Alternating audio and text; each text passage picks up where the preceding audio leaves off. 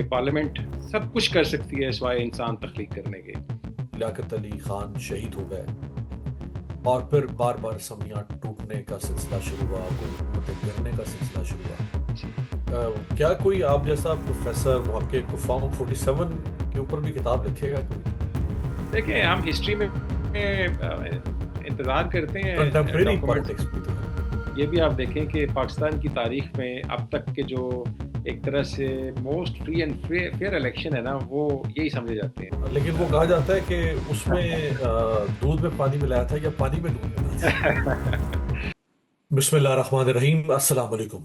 3 جولائی 1947 کو ہندوستان میں برطانیہ کے گورنر جنرل یا وائس رائے لارڈ ماؤنٹ بیٹن نے تقسیم ہند کا فارمولا پیش کیا، جس میں اس وقت کے برِ صغیر کے سیاستدان موجود تھے، اور وہیں پہ پھر پاکستان کی پہلی دستور ساز اسمبلی کے قیام کی بھی منظوری دی گئی، اور 10 اگست 1947 کو سندھ اسمبلی کی جو پرانی عمارت ہے اس میں پاکستان کی پہلی دستور ساز اسمبلی کی بنیاد رکھی گئی، اور قائد اعظم محمد علی جناح کو پہلا صدر منتخب کیا گیا، مولوی تمیز الدین کو پہلا اسپیکر منتخب کیا گیا۔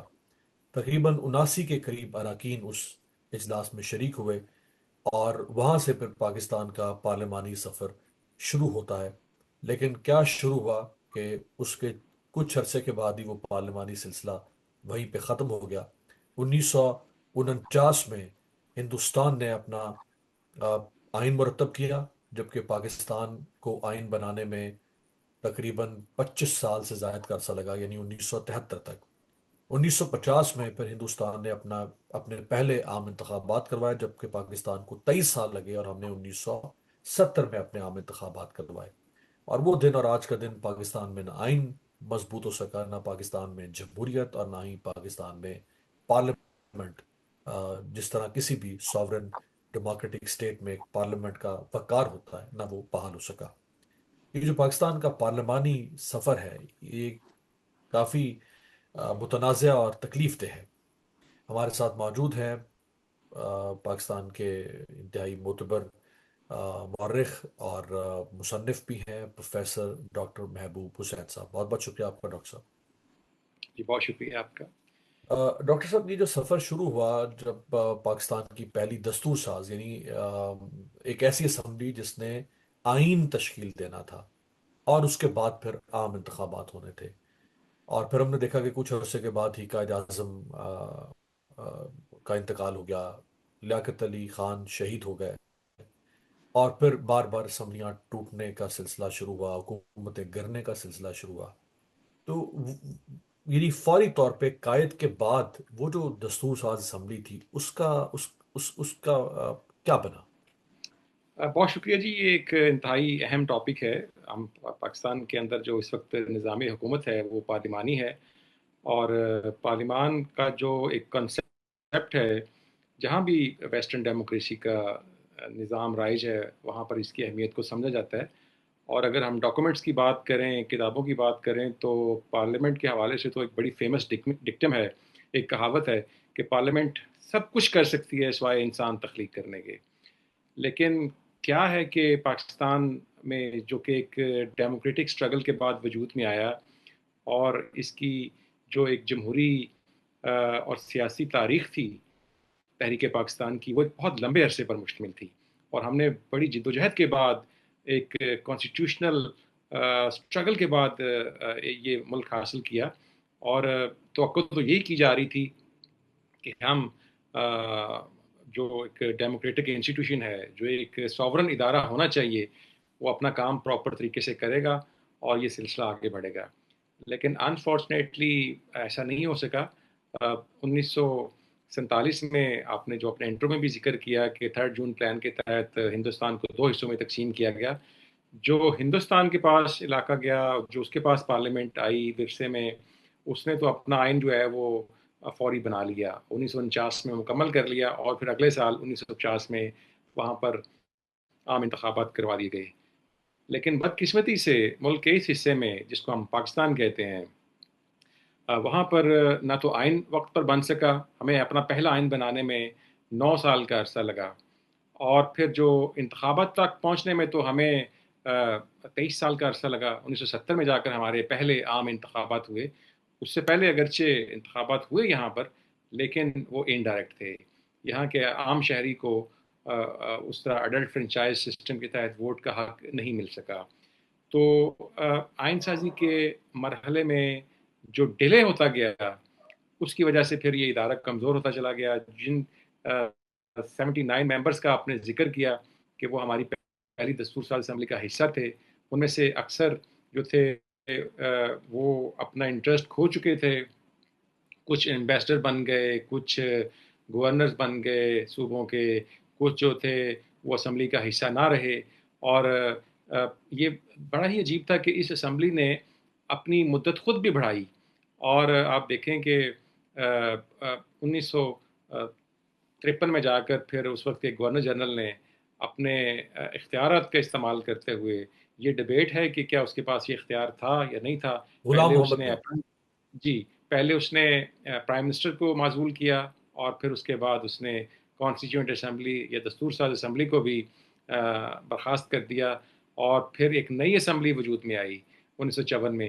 جب یہ نئی اسمبلی وجود میں آئی تو وہ بھی انڈائریکٹ الیکشن کے ذریعے وجود میں آئی، لیکن اس کی کمپوزیشن انٹائرلی چینج ہو گئی. جو ہماری پہلی دستور ساز اسمبلی تھی اس میں دو جماعتیں تھیں. ایک تو ظاہر مسلم لیگ تھی جو آل انڈیا مسلم لیگ کے وطن سے نکلی تھی اور پھر پاکستان مسلم لیگ بنی، اور دوسری آل انڈیا نیشنل کانگریس سے جو ادھر رہنے والے ممبر تھے کانگریس کے، اسپیشلی ایسٹ پاکستان یا بنگال میں، وہ کانگریس کی نمائندگی کر رہے تھے.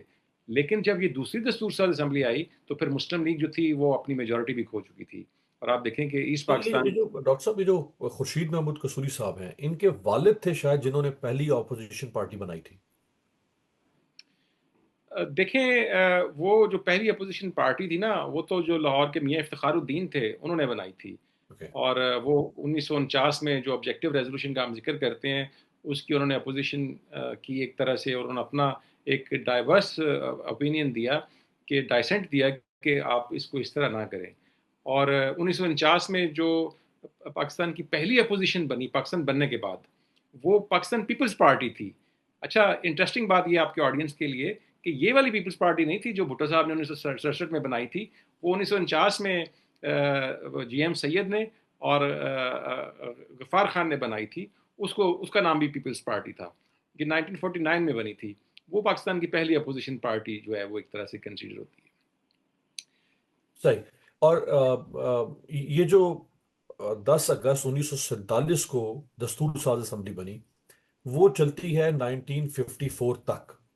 جی تو یہ جو 7 سال، کیونکہ 24 اکتوبر 1954 کو غلام محمد نے اسمبلی تحلیل کی، اور پھر وہ جو بڑا معروف کیس بنا مولوی تمیز الدین خان کیس، جو کہ جسٹس منیر کا فیصلہ آیا.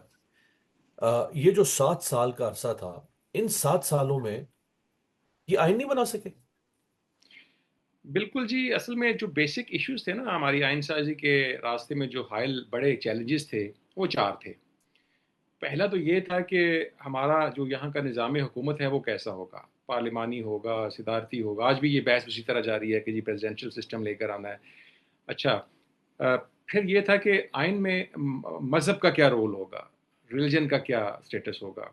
پھر زبان کا ایشو تھا آپ کے سامنے کہ جی ایسٹ پاکستان والے کہتے تھے کہ ہم آبادی میں ہمارا تناسب زیادہ ہے، تو آپ جو بنگالی زبان ہے اس کو بھی ہماری قومی زبان قرار دیں. اور پھر ہم نے اس کے اوپر بھی کنٹروورسی ایک جنریٹ کی. اور پھر اسی طرح جو چوتھا ایشو تھا وہ ریپرزنٹیشن کا تھا. ہم کس تناسب سے لوگوں کو اسمبلیوں میں لے کر آئیں، کیا آبادی کی بنیاد پر لے کر آئیں، کیا رقبے کی بنیاد پر لے کر آئیں، اس کی اہلیت کیا ہوگی. یہ ساری چیزیں، یہ 4 بڑے چیلنجز تھے جو سٹارٹ میں پہلی دستور ساز اسمبلی کو فیس کرنا پڑے. اگرچہ بعد میں ان کے اوپر بڑی ڈیبیٹ ہوئی، اور یہ پہلی جو دستور ساز اسمبلی تھی بہت سارے ایشوز کے اوپر کنسنسس کر کے آگے جا چکی تھی. مثال کے طور پر انہوں نے جو پہلا کام کیا وہ بیسک پرنسپلز کمیٹی بنائی، جسے ہم بنیادی اصولوں کی کمیٹی کہتے ہیں، جن کے اوپر یہ طے ہونا تھا کہ ہمارا آئین کیسا ہوگا. بیسک پرنسپلز کمیٹی کی جب پہلی رپورٹ آئی تو اس کے اوپر بہت زیادہ شور مچا، اس کو کرٹیسائز کیا گیا، اسپیشلی ایسٹ پاکستان کی طرف سے یا بنگال کی طرف سے اس کے اوپر بہت زیادہ کویشچن اٹھائے گئے. اس کو ودرا کر لیا گیا. اور پھر اس کے بعد اس کی سیکنڈ رپورٹ آئی. پھر پیرٹی کا اصول آپ کو پتہ ہے کہ وہ بوگرا فارمولا آیا اور کہا کہ جی دونوں حصوں کو یکساں نمائندگی دی جائے گی. یہ کرتے کرتے اسمبلی بہت قریب پہنچ گئی تھی، لیکن اس کے اوپر پھر جب آئین کی اس وقت کے آئین کی شک جو تھی 10 اور 10A، اس کے اوپر جب اسمبلی نے گورنر جنرل کے اختیارات کو کویسچن کیا، چیلنج کیا، تو گورنر جنرل صاحب نے اس وقت پھر پہلے پرائم منسٹر کو اور پھر اکتوبر میں اسمبلی کو فارغ کر دیا. یہ کہا جاتا ہے ڈاکٹر صاحب کہ اس پہلی اسمبلی نے 1954 میں آئین کا ایک حتمی مسودہ تیار کر لیا تھا، لیکن اس کی منظوری سے پہلے ہی جیسے آپ ذکر کر رہے ہیں وہ بوگرا صاحب کو فارغ کیا گیا، پرائم منسٹر کو، اور پھر غلام محمد نے اسمبلی ساری ختم کر دی. تو کیا اس عمل کے پیچھے کوئی کانسپریسی ہمیں نظر آتی ہے کہ پاکستان کو اس کا آئین ہی نہ مل سکے؟ اور یہیں سے تو آغاز ہونا تھا، آئین ہوتا، پارلیمنٹ ہوتی، یعنی وہ پروسیس ہی ڈسٹرب کر دیا گیا.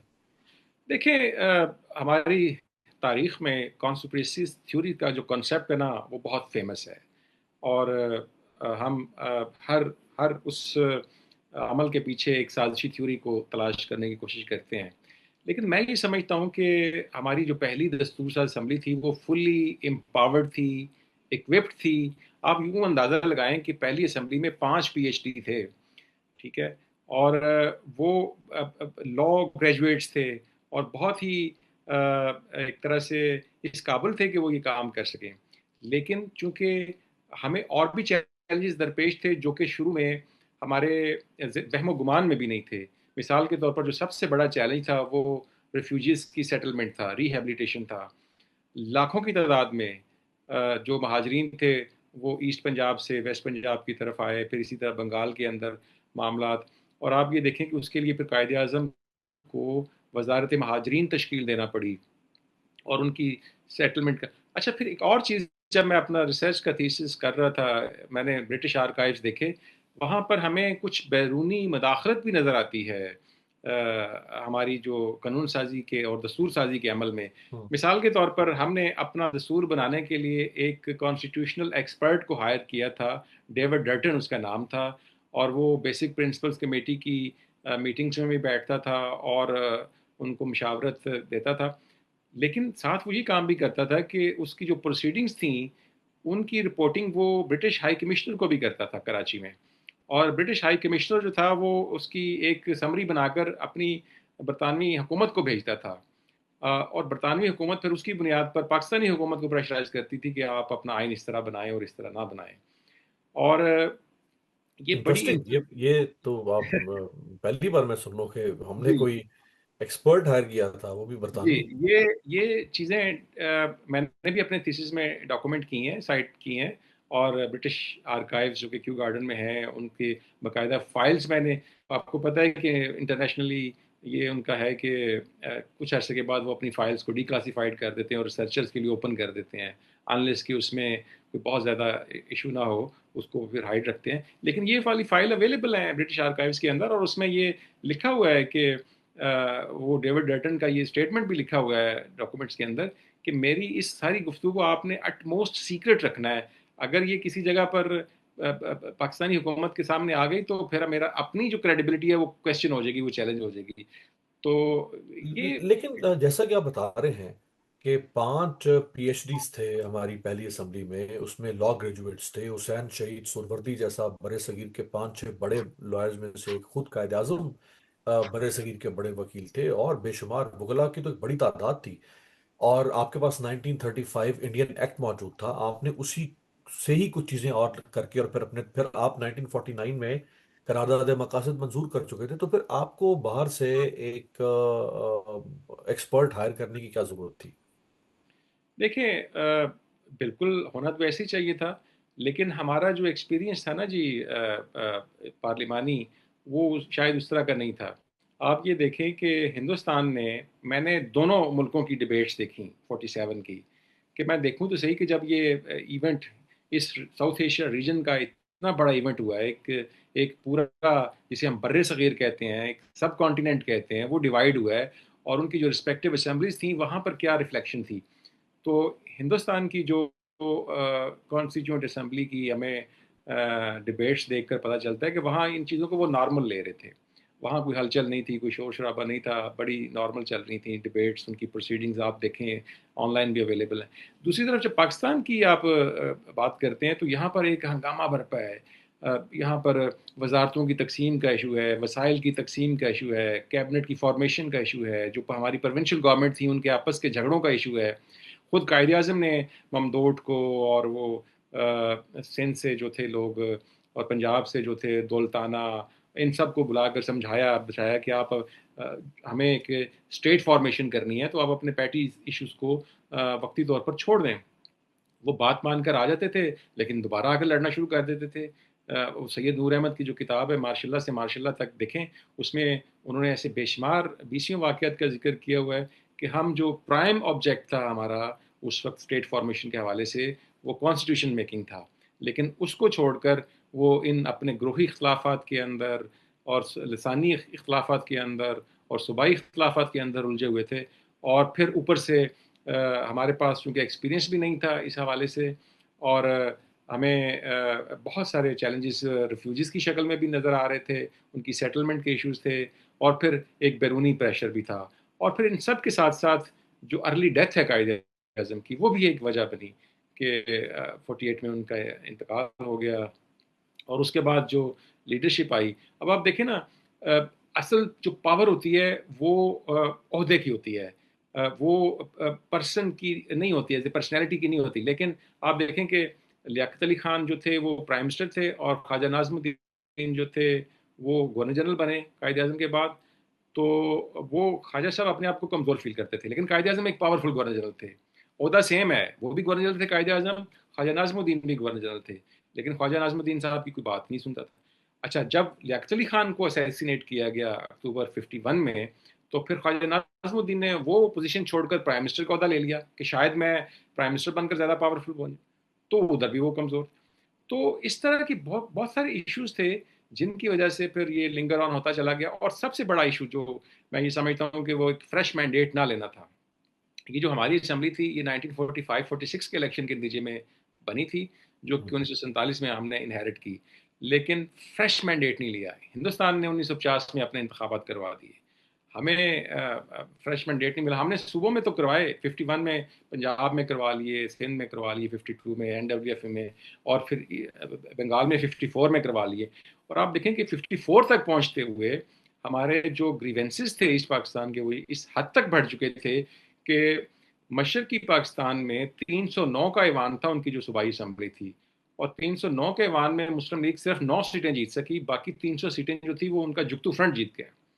اور وہ جو ایک یونائٹڈ فرنٹ تھا وہ جیت گیا، اور انہوں نے پھر مسلم لیگ کی کمپوزیشن چینج ہو گئی سیکنڈ کانسٹیٹیوئنٹ اسمبلی میں، اور پھر یہ سارے جو ایشوز تھے یہ مل کر آئین کو ڈیلے کرتے گئے، الیکشنز کو، فریش مینڈیٹ کو ڈیلے کرتے گئے، اور پھر فائنلی 9 سال کے بعد ہمیں ایک آئین ملا، اور وہ 2 سال 2.5 سال ہی چلا۔ آپ دیکھیں 9 سال کی اسٹرگل کے بعد ایک ڈاکومنٹ ہمارے پاس آیا، لیکن وہ بھی یہاں اگر ہم واپس جائیں تو پہلی دستور ساز اسمبلی ختم ہوئی، پھر دوسری دستور ساز اسمبلی شاید وہ 4-6 ماہ کے بعد میرا خیال ہے، یا 8 ماہ کے بعد بن گئی تھی 1955 میں۔ 54 میں وہ ختم ہوئی، 55 میں دوسری آئین ساز اسمبلی بن گئی، اور اس میں شاید 80 کی اسٹرینتھ تھی، آدھے ایسٹ پاکستان سے تھے، آدھے ویسٹ پاکستان سے تھے۔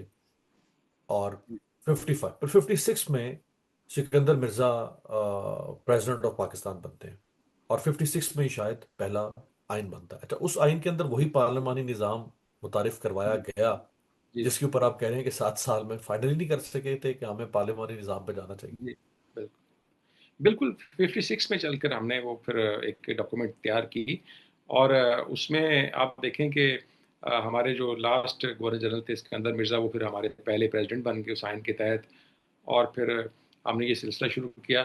لیکن اسمبلی تو ہم نے آئین تو ہم نے بنا لیا، لیکن فریش مینڈیٹ نہیں لیا، ٹھیک ہے، جس کی وجہ سے پھر وہی درباری سازشیں، وہی گروہ بندیاں، وہی حکومتوں کی۔ آپ دیکھیں کہ 47 سے لے کر 58 تک، جب تک مارشل لا لگا، ہم نے 7 پرائم منسٹر تبدیل کر دیے اس سارے عرصے میں، جو کہ ایک بڑا نمبر ہے، اور اسی طرح 4 گورنر جنرل ہمارے بدل گئے، جو ایک بڑا نمبر ہے۔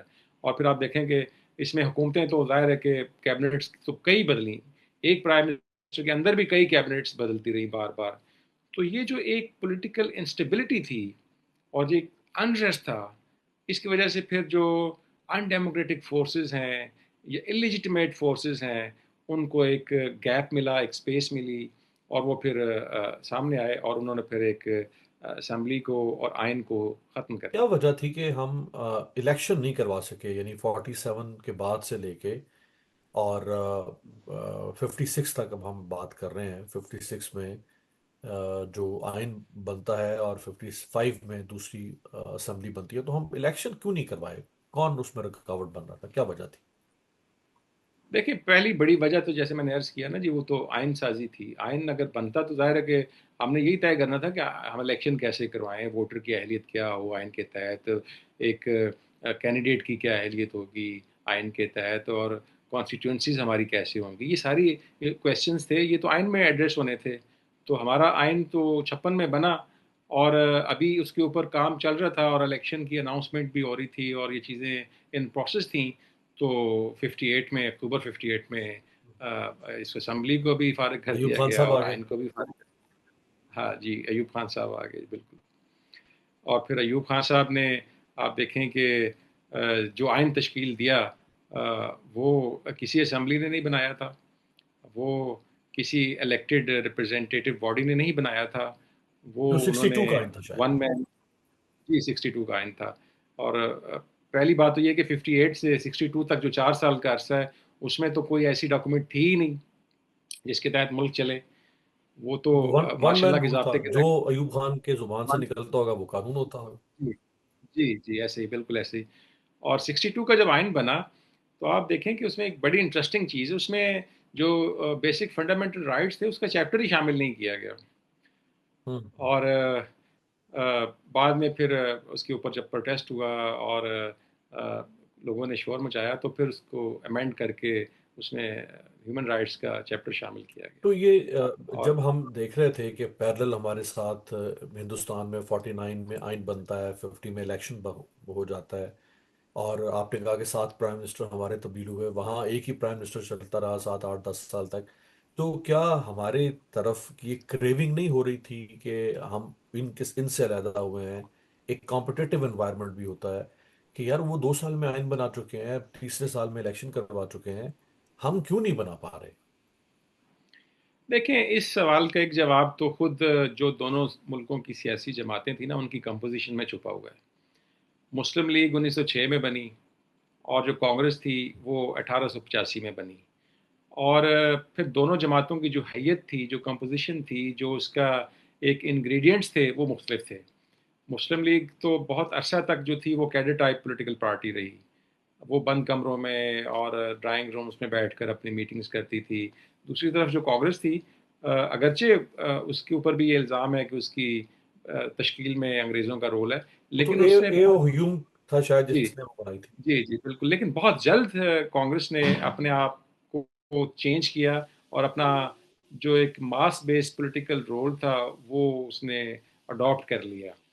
اور پھر ہمارے ہسٹری میں ایک تھیوری ہے جسے ہم کرنالوجیکل فیکٹر کہتے ہیں کہ جو ادارہ جتنا پرانا ہوگا کرنالوجیکلی، ہسٹوریکلی، اس کی اپنی ویلیو اور ورتھ بڑھے گی. مثال کے طور پر ہماری پنجاب یونیورسٹی ہے، یہ 1882 میں بنی اور اس کی جو فنکشننگ ہے، ورکنگ ہے، وہ بہت پرانی ہے، وہ اسٹیبلشڈ ہے. اس کو اگر کمپیئر کریں گے آپ 2002 میں 2010 میں بننے والی یونیورسٹی کے ساتھ تو وہ چیزیں کمپیریبل نہیں ہوتی. اسی طرح میں سمجھتا ہوں کہ مسلم لیگ اور کانگریس کی جو کمپیریزن ہے وہ بعد میں بھی ہمیں نظر آتا ہے کہ جو آپ کا سوال ہے کہ یہاں پر ایسا کیوں نہیں تھا. تو آپ مسلم لیگ کی لیڈرشپ میں دیکھیں، وہ سارے لوگ تھے جو نواب تھے، جو لینڈ لارڈز تھے، جن کے پاس وسائل تھے، یا وہ اپنے اس پوزیشن کی حیثیت کو استعمال کرتے ہوئے آگے آئے تھے.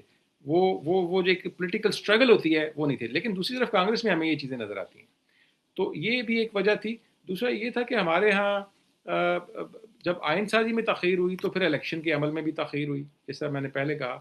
تو اگرچہ یہ چیزیں نظر آ رہی تھیں کہ ہندوستان میں یہ ساری چیزیں ہو رہی ہیں اور یہاں نہیں ہو رہی، یہاں پر لوگوں کو بالکل ایک انریسٹ اور ایک وہ جو ہے نا छीना झपटी इस तरह की सूरत नज़र आ रही थी। वजारतों के पीछे लोग भाग रहे हैं, गवर्नरियों के पीछे भाग रहे हैं, वज़रा आला बनना चाहते हैं। आप देखें कि मैंने जैसे आपको अर्ज़ किया कि 54 में ईस्ट पाकिस्तान में जुगतू फ्रंट तो जीत गया, यूनाइटेड फ्रंट जिसे हम कहते हैं, लेकिन जब वो पावर में आया तो उसके अंदर भी डिसइंटीग्रेशन शुरू हो गई और वो भी वजारतों के ऊपर लड़ना शुरू हो गए। और मशरक़ी पाकिस्तान में लड़ाइयाँ उनकी इस हद तक बढ़ गईं कि असम्बली का जो डिप्टी स्पीकर था, वो on the floor of the house बेचारा मारा हाँ हाँ गया हाँ, लड़ाई के बड़ा चक्कर में। वाकया हुआ अफसोसनाक, उसको मेरे ख्याल कुर्सी मारी थी उठा। तो जी, जी। तो इस हद तक वो आपस में उनकी लड़ाइयाँ शुरू हो गईं। वो हालाँकि यूनाइटेड फ्रंट था, एक अलायंस था और एक मिलकर वो आए थे, इलेक्शन जीत कर आए थे। लेकिन जब वो एक टारगेट उन्होंने अचीव कर लिया तो फिर उसको सस्टेन नहीं कर सके, उसको मेंटेन नहीं रख सके और लड़ाइयाँ शुरू हो गई। तो ये जो अंदरूनी खलफशार थे, लड़ाई झगड़े थे, ये फिर अल्टीमेट इनका जो कंक्लूजन निकला वो फिर 58 की मार्शल लॉ की शक्ल में हमारे सामने आता सही। है। अब आते हैं हम तीसरी जो असेंबली बनी, वो 1962 में बनती है। जी। पाकिस्तान की कौमी असम्बली आप कह सकते हैं उसको, और उससे पहले इंतखाबात होते हैं, अयूब खान वो इलेक्शन करवाता है। ये जो तीसरी असम्बली है, ये क्यों नहीं आयन बना सकी 1962 में जो बन रही है? देखें, असेंबली का जो आइन था वो तो उससे पहले बन चुका था। 59 में अयूब खान ने एक कॉन्स्टिट्यूशन कमीशन बना दिया था जस्टिस शहाबुद्दीन की सरबराही में, और उनको ये टास्क दिया था कि आप इस मुल्क के लिए एक आइन रिकमेंड करें। तो उन्होंने ये रिकमेंडेशन इस शर्त पर दी थी कि आप इसको एक्सेप्ट करें या ना करें, लेकिन पब्लिश ज़रूर करेंगे। तो जब उन्होंने ये रिकमेंडेशन जमा करवा दी तो उसको इंटायरली चेंज कर दिया गया। उन्होंने इनिशियल ड्राफ्ट में तो यहाँ पर वही पार्लिमानी निज़ाम को रिकमेंड किया था, लेकिन जब अयूब खान ने उसको पब्लिक किया तो वो सदारती निज़ाम में तब्दील हो चुका था। तो फिर जस्टिस शहाबुद्दीन ने ये कहा कि भाई ये तो वो वाली रिकमेंडेशन है ही नहीं जो मैंने आपको दी थी। तो उन्होंने प्रेस कॉन्फ्रेंस की बाकायदा। हम्म। तो जब वो प्रेस कॉन्फ्रेंस की तो वो किसी अखबार की जरूरत थी कि वो उसको शाया करे। ये बातें फिर बाद में उन्होंने अपनी बायोग्राफी में लिखी जो मैं आपसे शेयर कर रहा हूँ। तो इसलिए आयन तो बन चुका था। फिर उसी आयन के तहत 62 के इलेक्शन हुए और फिर वो बीडी मेंबर्स के ज़रिए 40,000 जो वोटर्स थे वो इधर से थे, 40,000 उधर से थे। उन्होंने एक असम्बली मुंतखब की और वो इनडायरेक्टली इलेक्ट होकर आई थी असम्बली। और जो इसके बाद फिर यानी ये जो इलेक्ट होकर आई 1962 में, शायद 3 साल के बाद 1965 में जी, इसको भी डिसॉल्व कर दिया गया। जी, ये 3 साल के बाद रिप्लेस हो गई। और फिर चौथी असम्बली जो थी एक तरह से वो भी under the umbrella of Ayub Khan वो इनडायरेक्टली इलेक्ट हुई। और दोनों असम्बली जो थी ये अयूब खान के दौर में।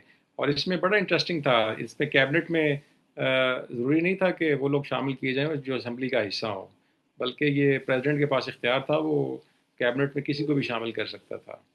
और जो अपोजिशन लीडर था वो अयूब खान का सगा भाई था इस असेंबली में।